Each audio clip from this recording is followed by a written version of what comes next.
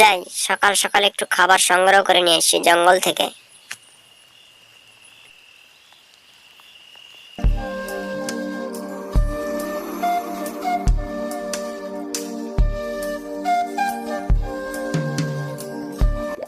এরপর টুনি হঠাৎ করে দেখতে পেল একটি জালে একটি সাপ আটকা পড়েছে এবং ছোটার জন্য খুব চেষ্টা করছে, তাই সে থেমে গেল। এবার সাপটি বলল, টনি, আমাকে বাঁচাও, এক গারুস্থ আমাকে জালে আটকে রেখে গেছে, আমাকে বাঁচাও টুনি। ঠিক আছে বন্ধু, তুমি কোনো চিন্তা করো না, আমি তোমাকে এখনই জাল থেকে বের করছি। এই বলে টুনি জাল থেকে সাপটিকে মুক্ত করল।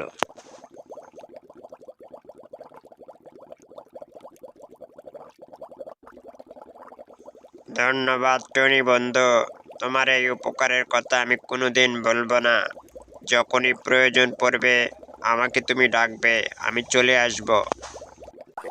ঠিক আছে বন্ধু, আজ তাহলে আসি। এরপর টুনি সেখান থেকে চলে গেল। এরপর একদিন টোনা ও টুনি একসাথে জঙ্গলে বের হয় খাবার সংগ্রহ করতে।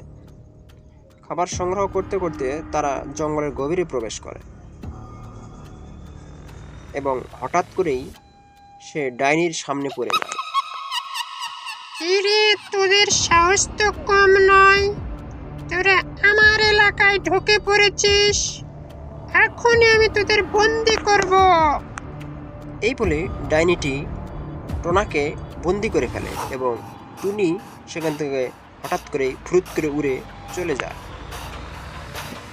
এদিকে একটি বিমান এই পাশ দিয়ে আসছিল, অপর পাশ দিয়ে টুনি আসছিল।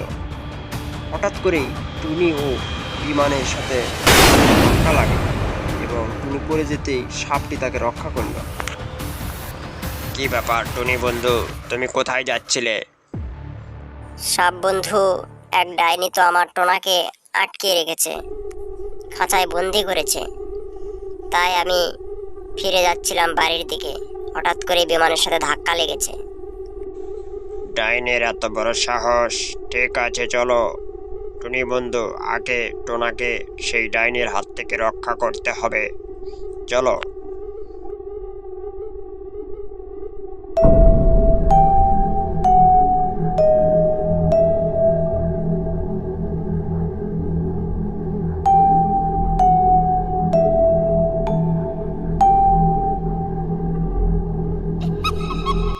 তোর এত বড় সাহস, তুই আমার বন্ধুকে খাঁচায় বন্দি করেছিস? দাঁড়া, তোকে আমি এক্ষুনি পুড়িয়ে মারবো। পুড়িয়ে মারবে সাপ? দাঁড়া, আমি তোকে ধ্বংস করে দিব।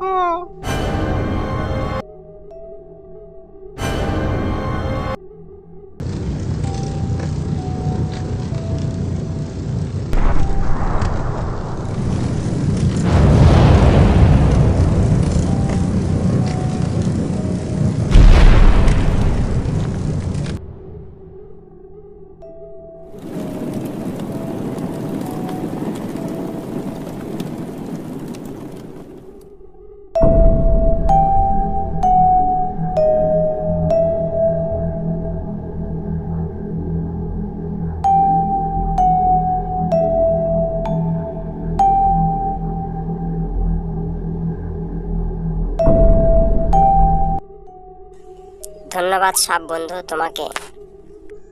ঠিক আছে টনি বন্ধু, আজ তাহলে আসি, প্রয়োজন পড়লে আবার ডাকবে কিন্তু।